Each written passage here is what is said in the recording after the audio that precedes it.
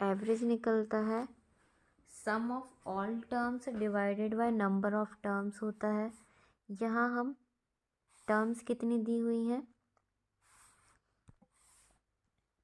यहाँ देखो टर्म्स कितनी दी हुई हैं, 1 2 3 4 5, मतलब कि जो भी हमारा एवरेज निकलेगा वो किससे डिवाइड होगा, 5 का। और सम कितना है, 7, 7 दूनी 14, 7 तिया 21, 7 चौका 28 और 29 और 31, जीरो हासिल का 3 है। फिर हमने 2 2 4 2 6 7 8 9 10, तो ये 100 हो गया। तो 5 दूनी 10 और जीरो हमारा 20 कितना हो जाएगा, आंसर हो जाएगा।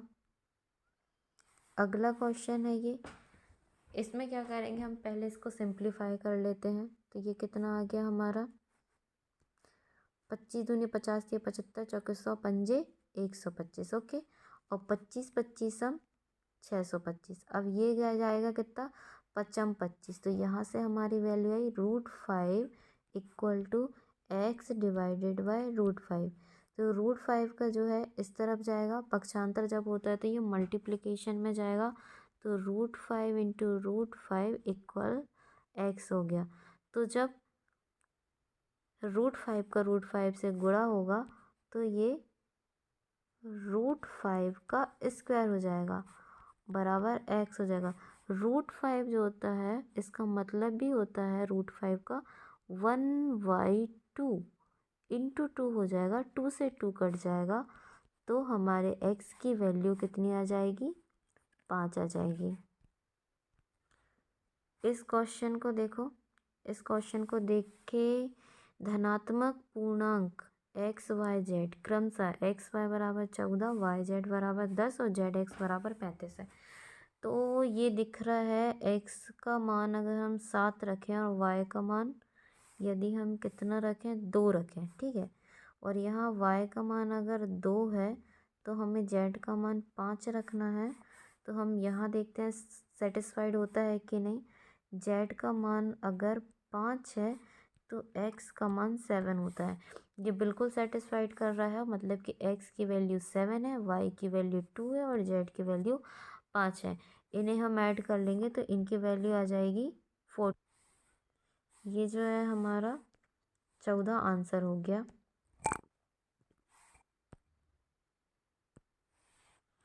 यहाँ दिया है कि जब उन्होंने 7 वर्ष पूर्व विवाह किया तब एक पति पत्नी की औसत आयु इतनी थी। अब पति पत्नी और उसके पुत्र की औसत आयु इतनी है। मान के चलो पति की कितनी है, x है, पत्नी की कितनी है, y है और उसके बेटे की कितनी है, z है।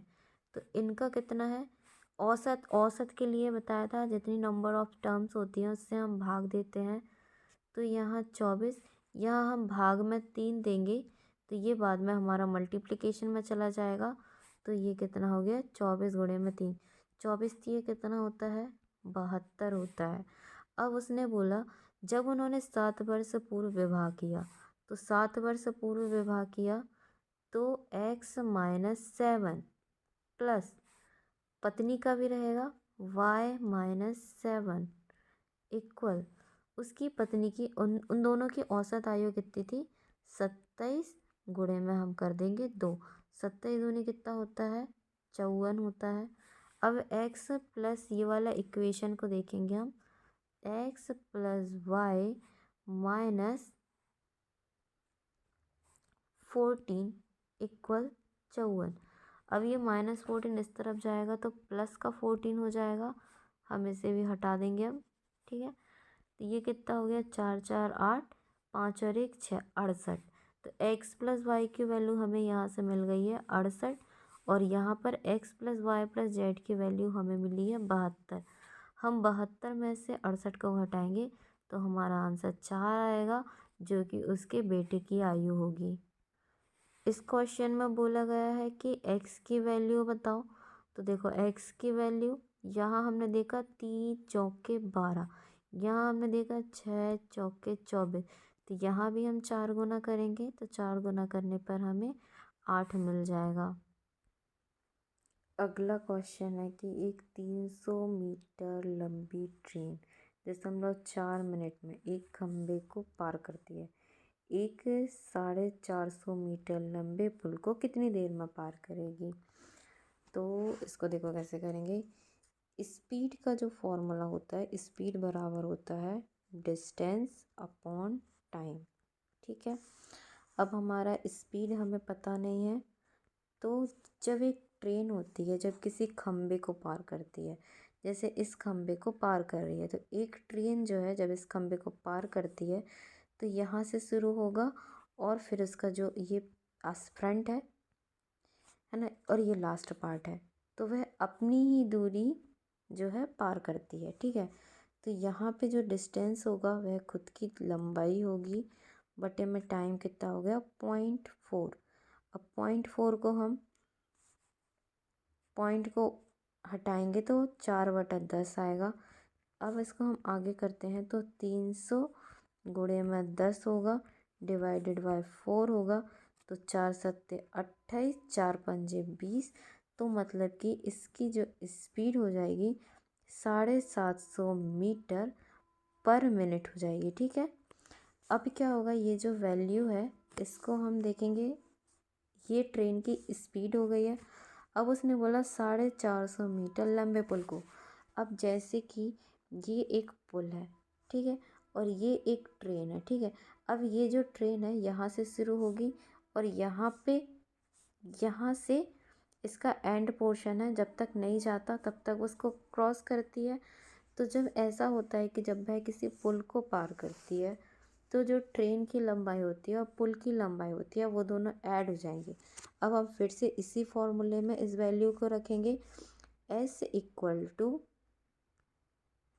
डिस्टेंस कितना हो जाएगा, इसका 300 है और पुल का 450 है, तो 750 हो गया, 750 मीटर और डिवाइडेड बाय टाइम।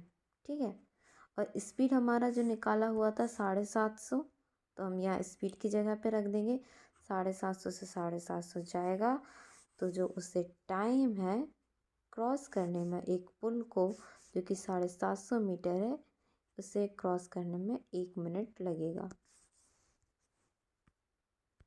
अगला क्वेश्चन है कि श्रेणी 5, 10, 15, 20 का 15वां पद ज्ञात करना है अपने को। तो 15वें पद का फॉर्मूला, जैसे पहले ये समांतर श्रेणी का क्वेश्चन है, nवां पद जो होता है बराबर होता है a + n-1 × d। d जो होता है इसे सार्वधातुक कहते हैं। ठीक है, और a जो होता है यह प्रथम पद होता है, फर्स्ट पद होता है। तो हम यहाँ पे रखेंगे nवां पद मतलब कि 15वां पद। ठीक है, 15वां पद जो हो गया है ए का है हमारा पहला पद जो कि 5 है। डी फॉर सार्वधातुक होता है। सार्वधातुक जो है हम कैसे निकालते हैं, समांतर श्रेणी में सेकंड पद माइनस फर्स्ट पद होता है, तो जो कि 10 में से 5 जाएगा, तो कितना बचा हमारा 5 बचा। तो हम यहाँ पे रख देंगे 5 + n कितना हमारा 15 है, तो 15 - 1, और d की वैल्यू कितनी आई, हमने 5 निकाली है, तो यहाँ से आएगा 14, 14×5 = 70, 70 और 1 5 75, तो हमारा आंसर हो जाएगा 75। ये हमारा 75 आंसर है।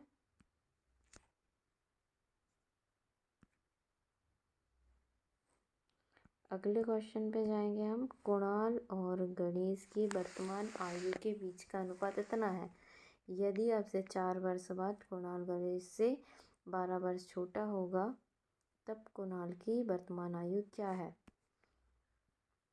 तो इसमें दोनों की आयु मान के चलो, कुणाल की है 3x और गणेश की है 5x। ठीक है, अब से 4 वर्ष बाद कुणाल की हो जाएगी 3x + 4 और गणेश की हो जाएगी 5x + 4।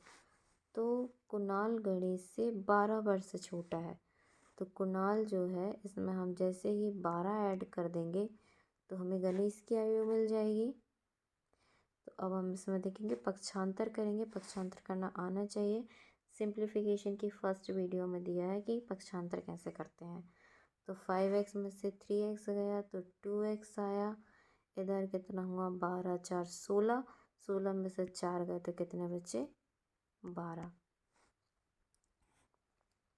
तो 2 छिक्के 12। x की वैल्यू हमारी आई यहाँ 6 और कुणाल की आयु पूछी है वर्तमान जो कि 3x है। 3x में हम 6 का मल्टीप्लिकेशन करेंगे तो हमारा 18 आंसर आ जाएगा। जब संख्या को 361 से विभाजित किया जाता है तो शेषफल 47 प्राप्त होता है। यदि समान संख्या को 19 से विभाजित किया जाता है तो शेषफल क्या होगा। इसमें क्या होता है, इसको हम देखते हैं कि ये जो है 361 का मल्टीपल है, ठीक है। उसके बाद में हम इसीलिए हम 47 को डायरेक्ट 19 से भाग दे देते हैं। 19 दूनी 38, तो हम 47 में से जब 38 घटाएंगे तो कितना बचा, जो भी शेषफल होता है वही हमारा आंसर होता है। तो 38 को अगर हम घटाते हैं तो हमारा आता है आंसर 9। इसको अगर मेथड से समझो तो देखो, एक संख्या है जिसको 361 से भाग दिया जाता है, ठीक है। एक संख्या है जो कि x मानी हमने, तो कितना बच रहा है 47 बच रहा है। तो यहाँ हमने क्या करा 361 x लिखा और मान के चलो p बराबर p हुआ। फिर उसने बोला उसी संख्या को, तो x बराबर क्या हो जाएगा, ये जो हमारा भाजक है भाजक का भागफल में गुणा होगा और प्लस शेषफल ऐड हो जाएगा। तो 361 p प्लस 47, ठीक है। ये जो हो जाएगी हमारी x की वैल्यू हो जाएगी। अब उसने बोला इसी संख्या को हम 19 से भाग दें, 19 से जब भाग देंगे तो ये तो हमारा कट जाएगा। एट द एंड क्या आ जाएगा हमारा 47 डिवाइडेड बाई 19 होगा। 19 दूना 38 हो जाएगा। r बराबर क्या हो जाएगा, मतलब कि शेषफल बराबर हमारा कितना बचेगा, 19 दूनी 38, तो 9 बचेगा, ठीक है। इसका आंसर हमारा हो जाएगा 9। अगला क्वेश्चन, एक समान त्रिज्या और ऊंचाई वाले एक शंकु और एक बेलन के आयतनों के बीच का अनुपात क्या है। तो समान त्रिज्या, दोनों की त्रिज्याएं बराबर हैं, r1 बराबर r2 एंड हाइट भी बराबर है h1 equal to h2। r1 और h1 ये दोनों किसके हैं, शंकु के हैं, और r2 और h2 किसके हैं, बेलन के हैं। देखो शंकु का जो फॉर्मूला होता है वो होता है 1/3 पाई r स्क्वायर h, ठीक है। उसका रेशियो किससे पूछा है हमने, बेलन से। बेलन का होता है पाई r स्क्वायर h। तो रेडियस तो दोनों की बराबर है, हमने इनको 1 दिया इनको 2 दे दिया, ठीक है। ये दोनों के बराबर है तो ये दोनों कट जाएंगे और ये भी कट जाएगा और ये पाई से पाई कट जाएगा। तो ये जो रेशियो आ जाएगा 1:3, यही हमारा आंसर हो जाएगा। ये जो क्वेश्चन है हमारा, यहाँ घातांक के नियम लगते हैं। सबसे पहले हम 27 को देखेंगे तो इसे लिख लेंगे 3 त्रिकोणोत्तरीय 27, तो 3 की घात 3 बटे में 3 की घात 4। जब हम ये माइनस का रहता है किसी के घात, इसको हम पलट दें तो ये पॉजिटिव हो जाएगा। तो 1/3 की पावर 5/3 इंटू, अब हम इसको क्या लिखें, 3 की पावर -7/3 इंटू 3 की पावर 4। 3 की पावर 4 से पहले 3 की पावर 4 को कर दो ख़त्म, ठीक है। अब कितना बचा, ये हो जाएगा भाग में है तो 3 की पावर 3, भाग में है तो -5/3, और ये जो मल्टीप्लिकेशन में है तो ये प्लस में जाएगा, पर ऑलरेडी माइनस में है तो -7/3। तो 3 की पावर 3 माइनस में 3 हो जाएगा, और ये -5 और -7 कितना हो जाएगा, 7 3 10 11 12, तो -12 हो जाएगा। तो ये -12 हो गया, 3 चौके 12 हो गया, तो 3 - 4 हुआ -1। तो नेक्स्ट स्टेप में आ गया हमारा 3 की पावर -1, मतलब कि 1/3। इसका आंसर हो जाएगा हमारा 1/3।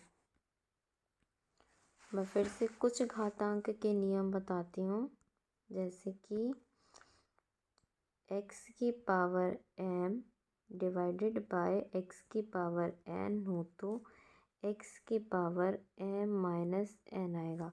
एक्स की फिर दूसरा हो जाएगा एक्स की पावर m इंटू एक्स की पावर n हो तो एक्स की पावर m प्लस n आएगा। उसके बाद यदि एक्स की पावर माइनस n है तो हम 1/x की पावर n लिखेंगे। और कुछ बताते हैं, जैसे कि स्क्वायर में लिखा हो x, तो यहाँ इसका मतलब होता है यहाँ पे 2 लिखा है, ठीक है, लिखा हो या ना लिखा हो। तो इसको हम लिखते हैं x की पावर 1/2। और जैसे 3√x दिया हो, इसका मतलब होता है x की पावर 1/3। 5√x दिया हो, इसका मतलब होता है x की पावर 1/5। निम्नलिखित में से कौन सी संख्या जो है वह 3 से विभाजित है। तो 3 से विभाजित होने के लिए क्या होता है, जो ये नंबर होते हैं इनका जो डिजिटल सम होता है, डिजिटल सम क्या होता है, 3 0 या 3 का ही कोई मल्टीपल हो। ओके, तो हम इसको हटाते जाएंगे, 3 को हटाते जाएंगे, 3 गया, 3 दूनी 6 गया, ठीक है, 7 8 9 गया, ठीक है, 4 5 6 गया। अब बचा 8 जो कि 3 से डिविजिबल नहीं है। हम फिर अगला नंबर चेक करेंगे। अगला नंबर है